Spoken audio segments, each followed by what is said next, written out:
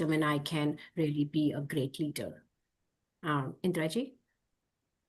Yes, like I would say, leadership does not happen in one day. It's a journey. I did not know that I'm called a leader or till today. I mean, I don't call, okay, I'm a leader. Okay, I got an award, but that is what people thought of me. But for me, like what I learned from the beginning is as I was even in grade 3 or 4, like, so I used to finish my homework very quickly and I'll help out some other girls. I was good in math and English, so I used to help them out. So slowly, even in my neighbors, like yesterday, I spoke this little example I gave in my speech yesterday. When I was in grade 11, I was only 14 years old because I jumped 2 classes. They're used to get double promotion in India. And so I had two, three roads down from us was one lady whose husband had passed away, and she had a son. He was also in grade 11. And suddenly, husband died, and they were like struggling to, mother was not working. Suddenly, she got the job in husband's place. And their son, she wanted him to be an engineer, but because of this incident, and the mother came to my mom and she said, "Can Indira teach my son a little bit of mathematics?" So I just agreed. In the middle of the afternoon, I never used to sit and focus after school. You just have 2 hours before you start doing your work. So I told him, I said, between 3 and 4, I'll be able to help him. So for 30 days straight, one month, I taught him trigonometry. End of that, he got 100% marks. And 100%, not like he was going to quit. He was going to quit school and quit, sciences and go to the, art side. And he got 100%. And then he got selected, not in engineering, but at least polytechnic, and became, the junior engineer you get, mechanical. Eventually, he became that. And till today, the mother, they still live in Roorkee and they still remember that I helped him.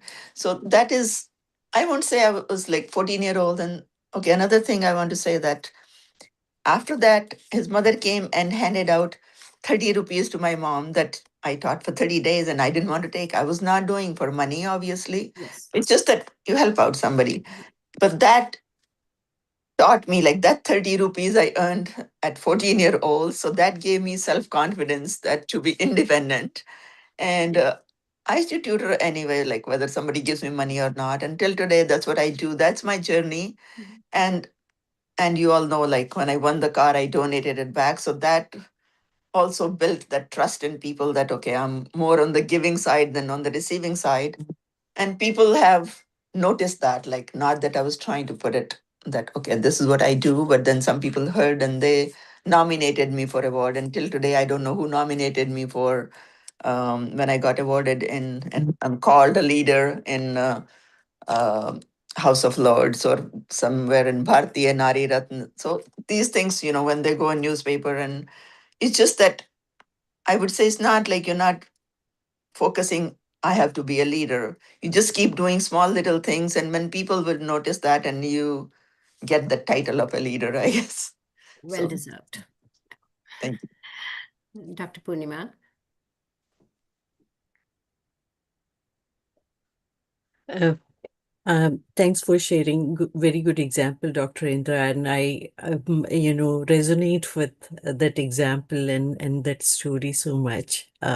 Sometimes we are doing what we are doing our daily jobs. We are bringing out the cultures, the nature, and it starts helping us and it starts helping people around us, and then that's when we become leader, and those traits that inherent traits given by our parents or our cultures are very good. So I would say, sometimes when you come in new environment, you know, translation of those traits into new environment becomes challenge.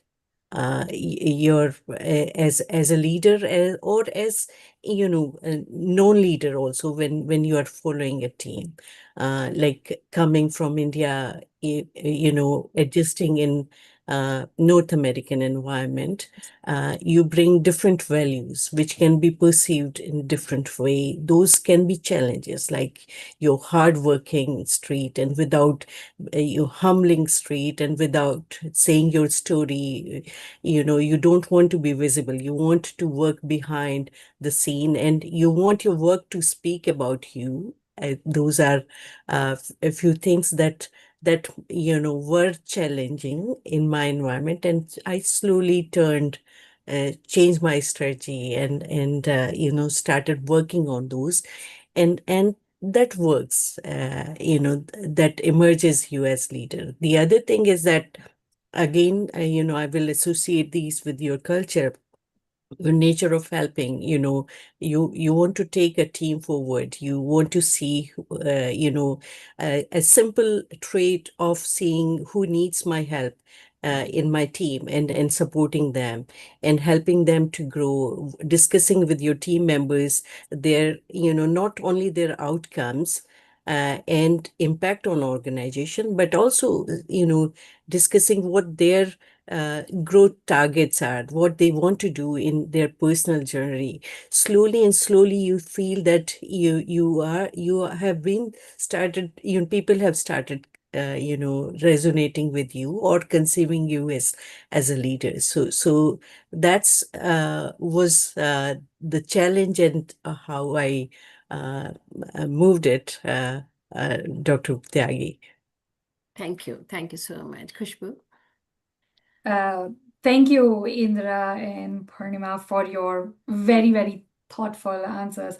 I think maybe because I'm the third one on this one, I will make it very tactical. So we're talking about big vision and stuff, but on the ground, if I'm talking about challenges, and it took me a while to realize this, one of the things that I face on a regular basis, whether it's a startup or a job or anything, is as a women leader or just as a woman in general, practically speaking, I would always get way more preventive questions, which is to say, preventive questions are questions like, how would you handle these risks? How would you face these challenges? What's your plan when things go wrong?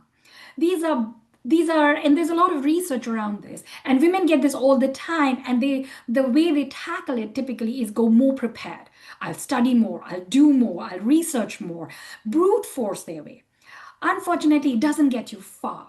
I think at some point you have to look at research and say, hey, when you get a preventive question, and that's a bias, that's a standard bias women face while asking for promotion, while asking for capital, like when I'm raising capital today, every venture capitalist will ask me, how will you handle the risk? Every startup has those risks. Like, to learn to say, acknowledge a bias that exists in society, and you can't change society overnight, so you have to still win, figure out how to flip it. And if anybody's watching Olympics, they would have seen this. Flip it into turning into your story. So if somebody says operational risks, it's like media training. If you do media training in corporate, you're always taught, or politicians do this. No matter what the question, you have to get your message across. So learning to acknowledge that as women, I will get more risk questions, challenge questions, problem questions, but taking that as an opportunity and turning that into positive. So if I get risks, I like, the risks are here, but here is the big vision. Because as a woman, and this is a practical problem, we don't get promotion questions, which are questions like, how will you take this and make it $1 billion company? How will you change lives for 1 million people in India? Those are also real questions. And if I don't get those, then how will I show my big vision? And so this was one example, but learning to acknowledge bias that you will face, and also learning to overcome that, is super important on an everyday basis. I learned it the hard way. And that brings me to like the support I got along the way. I feel like there were a few women at different points in time that kind of shook me up and woke me up. The first one was my boss at Amazon, and she took me out for lunch once, and that was only once. Like, she didn't have time after that. But that one lunch, she said, when you join something new that's you're outside your comfort zone, you will be new. Use the power of new. Being new means you're out of out of your wheelhouse, out of your comfort zone, and you can try and defend or use it as a power to say, I am new. I can question everything. I can do things better than it has been done before because I have no bias. So use being new not as a defense, but as a power. That was one. The second one was Lara Zing, and this was when I went like and I'm naming these women because they're so important. I was at like bottom of my thing. I was trying to raise capital and I was tired of people asking me, but what if it fails? But it's not failing. But what if it fails? What if it fails? Kind of a question as a startup. And I was defending myself. And she was like, what's wrong with you? Why aren't you talking about your big vision? Why are you trying to constantly answer negative questions? Turn them around. And so it was all like, for me, a wake up call like, yeah, I have become defensive the whole time in how I present myself. And then the third person was this person called Jyoti. Jyoti Koram was at one time my boss. Then at one time, she was part of my team as a colleague. So she joined by properly as a COO. So I've seen her at every stage. And she told me, you have to acknowledge to this whole thing about humility and like how Idra was saying, like, I don't see myself as a leader. She's like, sometimes you have to see yourself and realize that you have the power to positively influence so many people. There's a contagion. If you think good things, people see you and say, I can do this too. And use that to influence more and more people. And I think that was probably like my big thing to say, yeah, I can use what I have as my strengths to make more people feel good about themselves, feel powerful about themselves, and give them the path to become bigger selves, whatever they are doing. Absolutely. Thank you so much. Such a valuable input that you've provided. And I'm really, really proud of all that women have achieved and setting an example and inspiring other young leaders. And we'll come to that a little later. Um, and that's like really, really ties into the next question that I'm asking is, do you think anything should change structurally in the society? Although we all know, but just one sentence, like what you think is the topmost thing that should change structurally, and any advice that you would like to give the young emerging women leaders. So I'll start with you, Khushbu, since you're already on this topic. Oh, well, there are a lot of things I want changed structurally. However, One if important thing. one big thing that I would say is childcare. And maybe I'm in the thick of things. I have a 5-year-old, so it's more top of mind. But childcare and later on in life, elder care, somehow society assumes it doesn't exist. Well, somebody is doing it. You better have a system. If you do not recognize that the child goes to school and there are things around it that need to happen, and somebody has to do it. Whether it's the men in the family or the women in the family, it's a real thing. But I feel like even now, the society doesn't recognize that you have this concept that people in the family will need that support as elders or kids, and have a system to solve and take care of those. I So that's totally big agree. This structural resonates change so we need. well with all the women who are stepping out and working, and even men too, like the parents, Everyone. because I wouldn't associate it with any gender right now. And definitely the parents' guilt, when you're at work and you are really thinking of your child all the time. So yes, definitely a safe and secure system in place would definitely be very, very helpful. Dr. Purnima, do you want to say something? What should structure? Oh, sorry. Any one advice that you really want to give to young emerging leaders? I would just say that you can change the world tomorrow, but you have to first learn to also work with the constraints and figure out how to win. And once you win, then you go change it for others in whatever little way it is. Like you can go shop women-owned stores, you can go eat at women-owned restaurants, or whatever change you are trying to build. Like if it's a health thing, then whatever inspires you, be that little change. It doesn't have to be big. Beautiful, beautiful. Dr. Purnima. So I think so. Uh, Leadership, what structurally needs to change. I think so. The definition of leadership and its, how it's tied with the old models. A leader is somebody who is sitting on top of a company, who is part of the executive team or, the top strata. Leadership should be defined in different ways. I think so. It's outcome, more than outcome, impacts on others' lives, how you perceive yourself. So I think so that definition needs to change slowly. It cannot be done, as Khushbu, you were saying, it cannot be, these things cannot be done overnight. But, that definition, I think so, needs to change a little bit. And my advice to young entrepreneurs and young professionals would be, uh, uh, keep an eye on your long-term vision, but keep checking your small wins, celebrating those small wins, the energy that comes, the happiness that comes, and motivation that comes with is very good for your personal growth.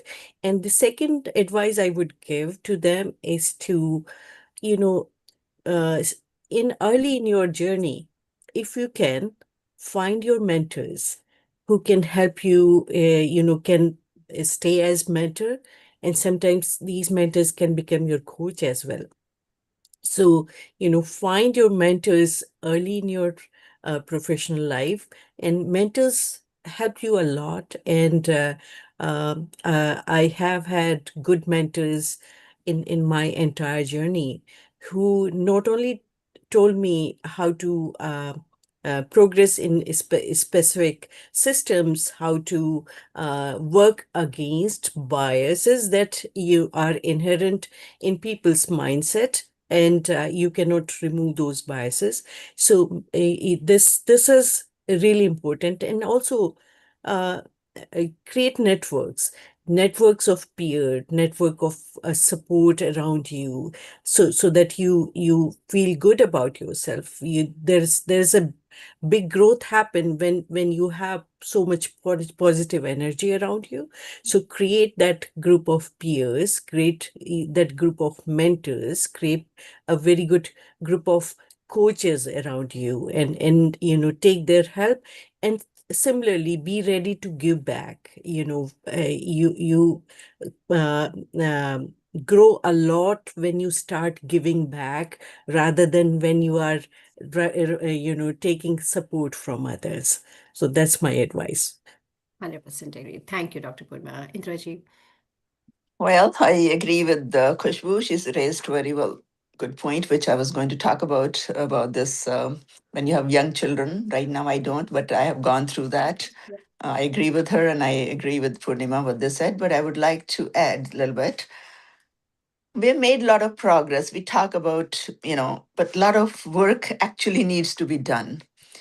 I would say in this, like the new leadership, say Prime Minister Carney is there, he's saying, okay, 50-50 on the board, like everything is said, but actually, are we seeing that? I mean, we talk about diversity, we talk about inclusion, but then whenever you see the board, big boards, like there's only one woman, just for the namesake, you know, but it's not happening. It has to happen actually. It has to be in the mindset of men. It's still, I would say, this whole world is a boys' club still. Do you agree? Like, that, yeah, still people who are sitting on the table, they're still in that, like, okay, on the papers, okay, we have like diversity, we have inclusion, but actually, when we are sitting on the table in the board, deep inside their mind is like, okay, she's a woman. Will she be able to do it? She has little kids. Will she be able to come on time? Will she be able to lead the project? But that mindset has to change. It doesn't have to change on paper. So I would say in each person's, especially the male figures, they from and how it will start. I would say in that case, my dad was very supportive. He was in army. So my brother, who was also is a commando, and if I had to do something, and I go tell my dad, oh, I jumped from 3 meters in the pool. And he said, look at your brother. He jumped from 55 meters. So we were always compared to him. So that mindset, which my dad had, so we did not grow up with that we are lesser than boys or something. So I would say it has to start from home. Yes. Every father has to make sure when a girl is born, she's celebrated. Yeah. And mother too. Yeah, yeah, of course. Like I'm saying, but more in the okay, mothers will always stand by girls, they're raising the girls. But then fathers have to make sure that my daughter is not less than any boys, when I'm raising boys. So that mindset, when that will start from the beginning, then only society will change. Then only it will come to then we don't have to talk about diversity, inclusion, and we don't have to talk on papers. It will build up from there. And because what happens is women understand that they give in a way that it is overlooked. We give a lot, basically. So we give strength already, like in the family when we are feeling weak. So even if you're sick, you'll take a Tylenol or an Advil and you'll still do everything. You'll still give in the family. So we give strength when we feel weak and we give encouragement when we need it ourselves. So if our son or daughter is going for exam, no matter how down you're feeling, you'll still encourage them. So only women have that capacity to give unconditionally. We have passion, we have everything. If that is brought to the boardrooms, like we can do multitasking, we're doing 10 things at home, but nobody looks at that. So I would say if those things, if men understand that women can do actually better, if they're put on the board, they will do multitasking, they will put their emotion, they'll put their passion, they'll put 100% or maybe 120%, So I would say that, but the problem is the society, like when we do too much, society thinks that's our weakness. When you're too good, my professor once told me, when you're too good, people think you're stupid. Like, he also said that one example I still remember, he said, the 24 karat gold is only put in the lockers. It's not in the market. What is in the market is 22 karat, means you need to add a little bit hardness to that softness in order to run in the Yes. society. Mhm. So that's what I think we need to bring in the boardrooms. Like we are 100%, we are capable, but we need to be a little bit more harsh, not giving too much that people start ignoring us, So that's all I'm trying to say is like, we can make policies, we can do like, okay, all these, even today we're celebrating this big International Women's Day, but what happens 1 week down the road? Will people remember to praise us that much? Okay, wow, you're beautiful, you're gorgeous, you're strong, you give strength. After 1 week, they'll forget it all. And in the boardroom, you'll still be treated like, are you really good enough?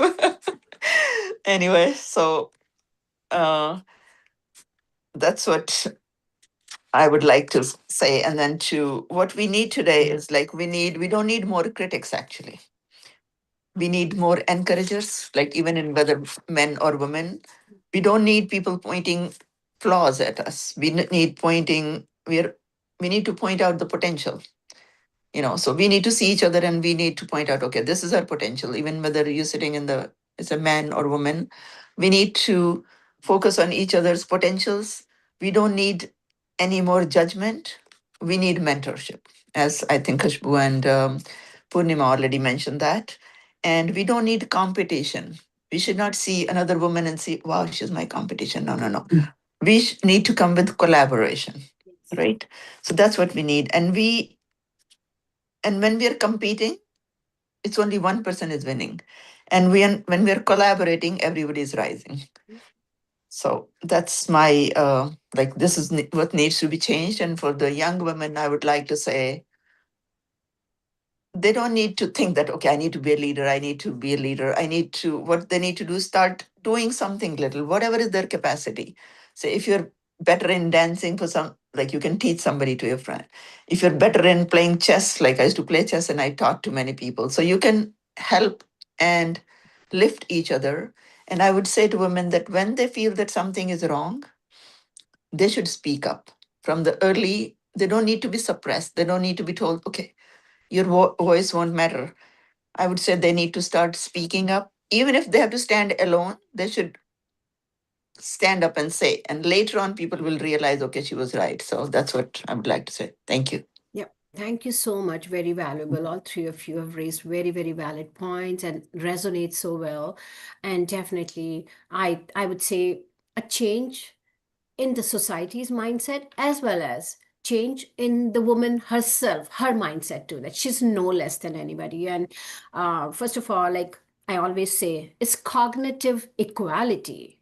It's not the gender equality we're talking about. We're talking about cognitive equality. We have equal brains. Like our neuroscience is as good as the men's neuroscience. So, on that note, I'm very thankful for your insights, and I have questions. Couple of questions from Sonia in the chat, and she's asking, how do you define success, and what originally motivated you to step up and take leadership role in the organization or profession? So, who would like to go first? Um, okay. Well, Yeah, sure. can you repeat the question again, please? How do you define success? And Mhm. then what motivated you to step up and take leadership role? Okay, how do you define success? I would say success is not, it's one person's success. It's like you keep growing day by day and you learn from your challenges and you realize that, okay, this is what I need to. I mean, you do make mistakes. It's not like success comes in one day. As you like, sometimes you're put in a situation that you just have to solve the problem. There's nothing like, for example, when I came from US, I had qualified for Young Women Scientist Award, and there was no universities were hiring at that time, and there was no field of atomic molecular collision physics, and there was hiring freeze for professors for 2 years. I had to start something. So today, whatever I am, that day I was like empty-handed. I did not know what to do. Like there was absolutely all I had to do is just have this day-to-day life I need to run, and I need money for that, you know. So I just created something, whatever I could. I was not thinking of anything else. And as you go along, you find challenges, you see, you do a lot of work for people and they do take advantage. You know, like there were times when I kept doing treatments and people didn't pay me. They said, I'll come and pay you. So I learned over a period of time how to deal with people. I studied psychology just to understand people. And then I realized it was not me who had problem, but it was maybe somebody else. So always I used to take burden on me that I'm not able to please these people. I'm not able to do enough. So I kept doing day and night, even on Sundays, I'll do whatever people needed. I kept doing that. And sometimes you have to draw a line and see, okay, and then you say the problem is with these people, not with me, and then you move on from there and you learn from your mistakes, and you learn from a lot of people who come along your way, and they do teach you small little things, you know, not necessarily that somebody you have to go in big lectures to attend. You just meet ordinary people and they can teach you. Sometimes they don't know that how valuable their, you know, suggestions are, and this is up to you how you take it. Thank you. Thank you. Thank you. Who would like to go next? I can go next. I would suggest, success is what you perceive is success for you. Don't rely on others' definition for the success. For me, being a good mother, being a good wife, housemaker, as well as, is a successful journey. So success doesn't come only in the work area, it can come from your home areas. And I believe in celebrating small things in life a lot. And then you generally, people say if you are on top in an organization, that's success. But I define success for myself. How many of my team members have grown and reached to their potential? I supported them. I consider that as a success as well. So create your parameters of success, your own definition of success, and that will make you quite contented at the end of this. And slowly, these small wins, these your own parameters, your not negotiable on those parameters will slowly and slowly bring you to those leadership role you were aiming at. So that's my definition of success. Uh, was there any other part of this question, Dr. Daggy? No, beautiful. Like, what motivated you to be a leader? Or Uh, mm, actually, it started with at home. Parents motivate. They inculcate a specific culture in you, and then you start motivating yourself. Motivations comes from different area.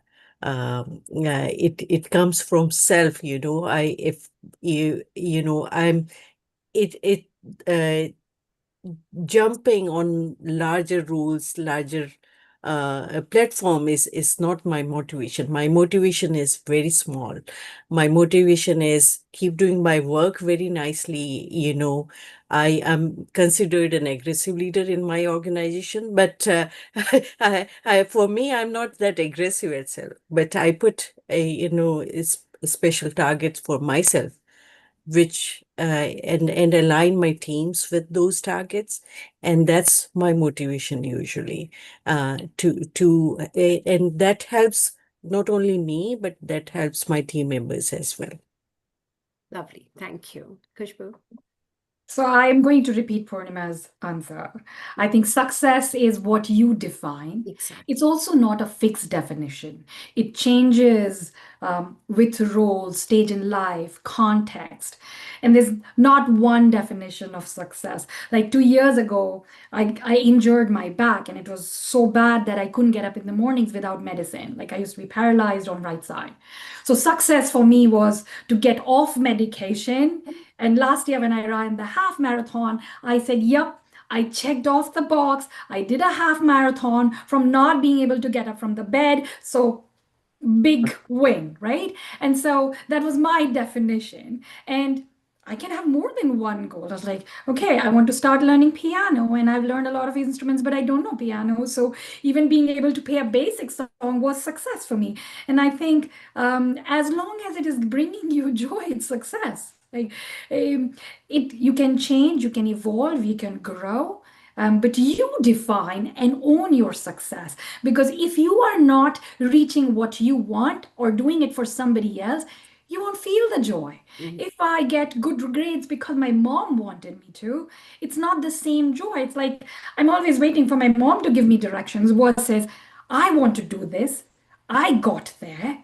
I got off meds. It's my goal. I define, I win. I'm happy, and that's success. So it's kind of like that. And then the second part was how what motivated me to become a leader. I think it's been said several times. I don't think I decided, let me become a CEO or a leader. It was part of growth and expansion. It was me trying to do more for more people, increase the scale of impact, and then navigating the societal setup to say, how do I do more for more people? Well, being a CEO helps because then I can hire a lot of people, motivate a lot of people, have my own board that's diverse, and do it, like make it happen. How can I do more for from a nonprofit perspective? Well, structurally, being on a board of a nonprofit that serves this many people is helpful. It allows me to be able to get to what I want to get to. So the leadership positions and thing is just navigating the structure that allows you to do more. So it Yes. wasn't like I was choosing, I want a CEO title, no, or I wanted some other title, no.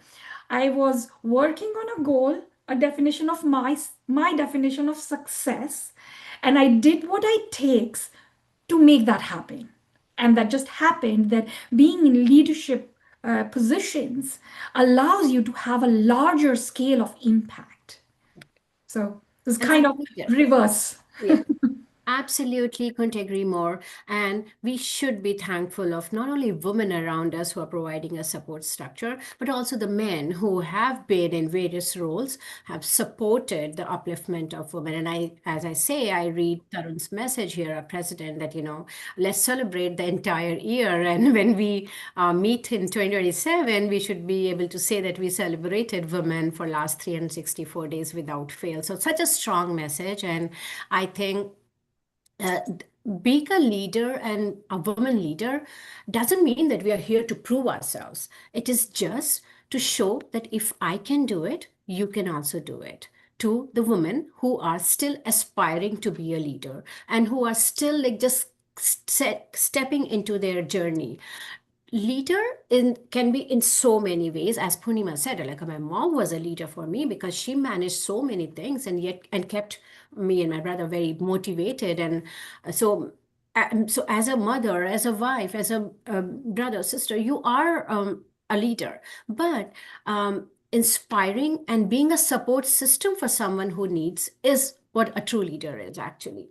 So that being said, it brings us towards the end of our discussion. Just a couple of questions, if I may ask, like a rapid fire. One leadership myth you want to retire. You've been hearing about it, and now you don't want this to be retired forever. Kushbu. um, the fact that to be a leader, you need to be knowing 100%. So know all the answers and succeed all the time. That's not true. As leaders, you don't need to know all the answers. You just need to believe that you will find the answer. And Love, that's enough. lovely. Purnima.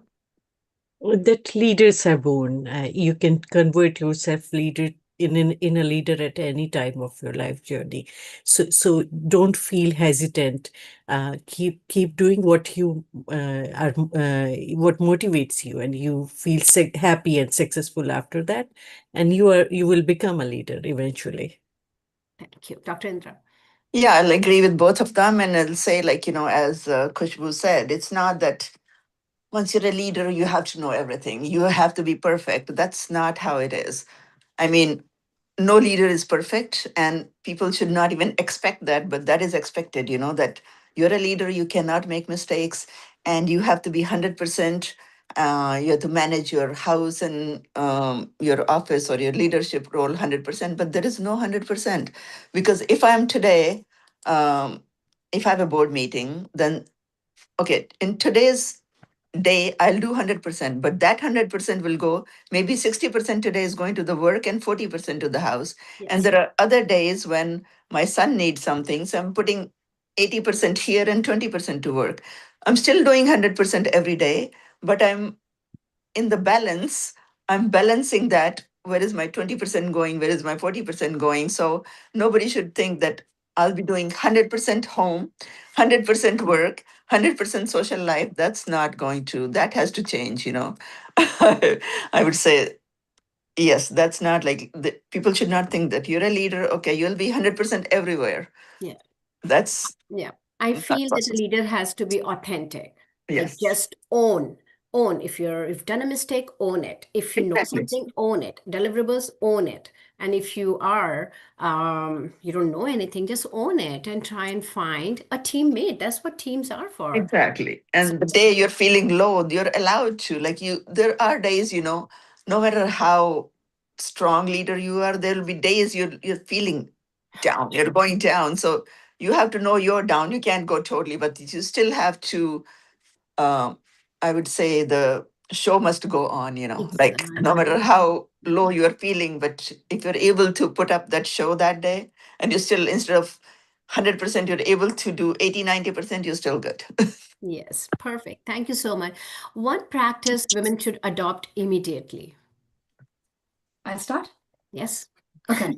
So I said earlier that women should learn to acknowledge societal biases and also learn to work around it, so handle those biases. So that's a very, very important thing every day you need. And the second important thing is be your own champion. Yes. Like, love yourself, inspire yourself, and be proud of yourself. And you have to remind yourself every day so that you don't forget. Yes. Always cast your own vote. Yes. Perfect. I love it. Who's going next?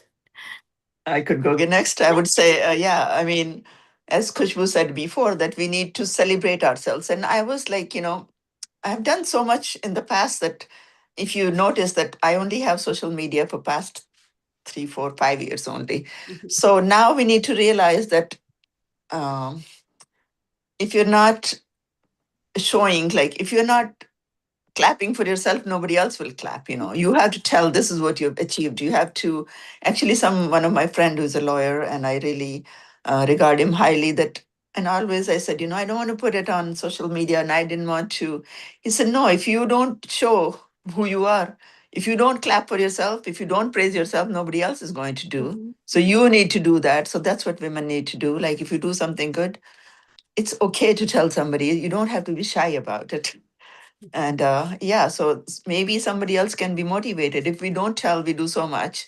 No, but younger generation cannot get motivated. So if we say, okay, not too much to brag about it, but at least to showcase what we have done, we should publicize it. We should, um, praise each other. Like, if you have an accomplishment, I should be able to say, even behind your back, that, okay, I know so and so, and she has accomplished so much. So we should start doing that, and applauding each other and praising each other and bringing out not their flaws, but their Achievements too. success. Yes. Yeah. Yeah. And I was at an event yesterday, Women's Day, and I heard a very beautiful statement that aligns with you, what you're saying, Indraji.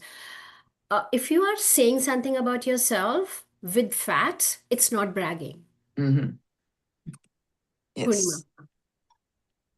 So, so um, I sorry, can you repeat the question? Something a woman should I got adopt so immediately. carried away with both the speakers. Yes.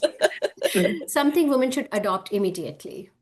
Yes, I would say, understand that biases will be there, Mm. but understand your strength as well. And more than your strength, please know your weaknesses. So if you know the biases, it will, you will get aligned with the environment. If you know your weaknesses, it's okay to have weaknesses. It is okay to not know few things. You will work on that. And, know your successes and talk about in a strategic way, when you become a championer yourself, you need to understand what your organization's goals, impact statements, and visions are, so that you tell your story in that translated language which aligns with leadership, where people can understand your contributions better. So that's what my uh, 2 cents will be. Before I let you all go, just one woman who inspired you, living or historical, quickly. Uh, Okay. Mhm. yeah, sorry, go ahead. Indraji. Okay. I mean, to start with, it's not just women. One woman, I would say, like, every stage that was different. If I may take 1 minute, like, when you're growing up, it's your mother and your grandmother. They were very disciplined. I learned a lot from them, so that was my inspiration. I would go to work, and exactly, because they do everything on the dot. And then when I was in university, I would say I always wanted to go on Mount Everest, by the way. And then we saw, I don't know, Miss Bachendri Paul. She was the first woman who climbed Mount Yes. Everest. And I think she came to our university, and we saw the slides. Yeah. Um, and I was impressed. And that time I was like, wow. And she's from that Tiloth village. And I've been there later on. And as you know, I was impressed by women in army and stuff. And that time I could not go. And then now when I see women who are fighter pilots and stuff, they impress me a lot. And then now lately, last year, Sunita William, who came from space, and after living there for 6 months, and she only went for a few days, and that, wow, that is Yeah.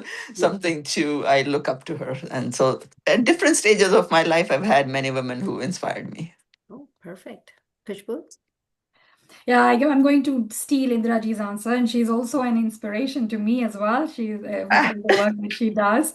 So I will count her in into that list, and we're going to totally destroy your question, Vibha, by making it not one person. That's Um, perfectly fine. Like, and I'm it's not perfect.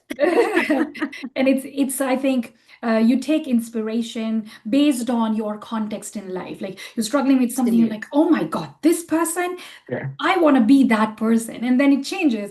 And then there's something like, I got this, I conquered. And then you go to the next mountain and it's like, oh, Yeah. this is my inspiration for this Yeah. mountain. And you keep moving through your life and face different obstacles, and you find a shining star for that obstacle and then get enamored by that person.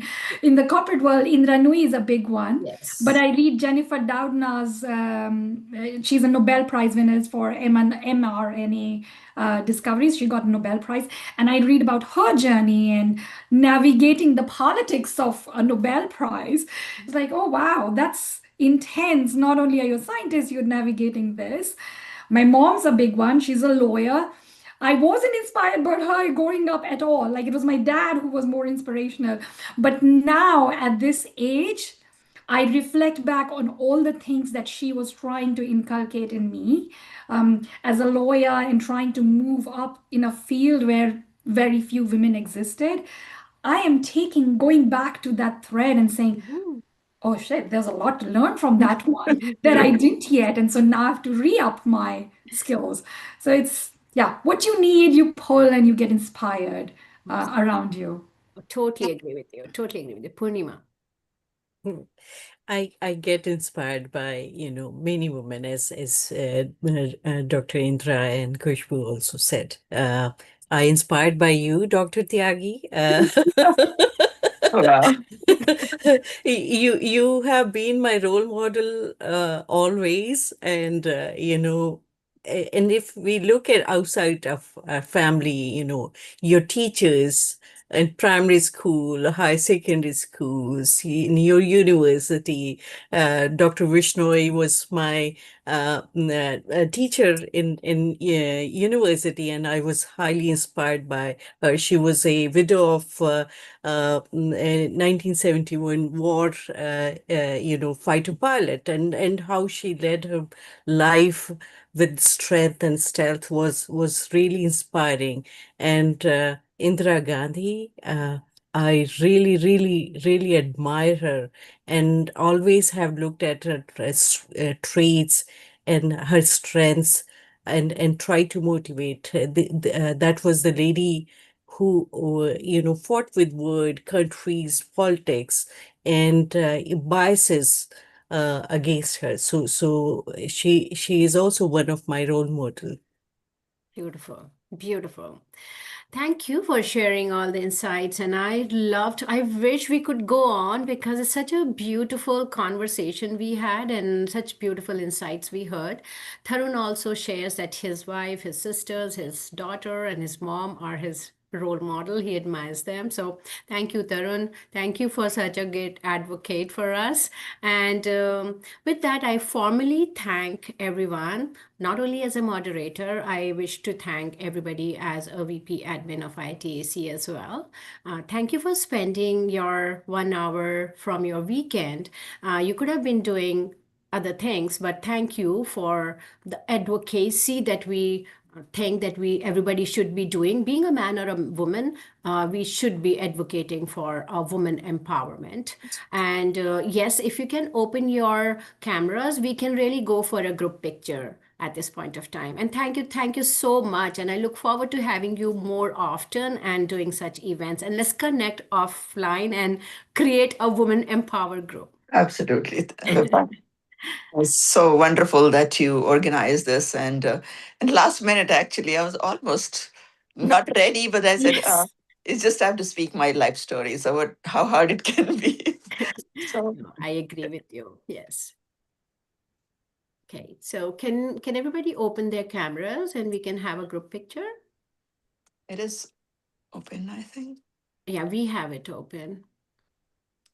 Is mine open? No. Yes, yours is open too.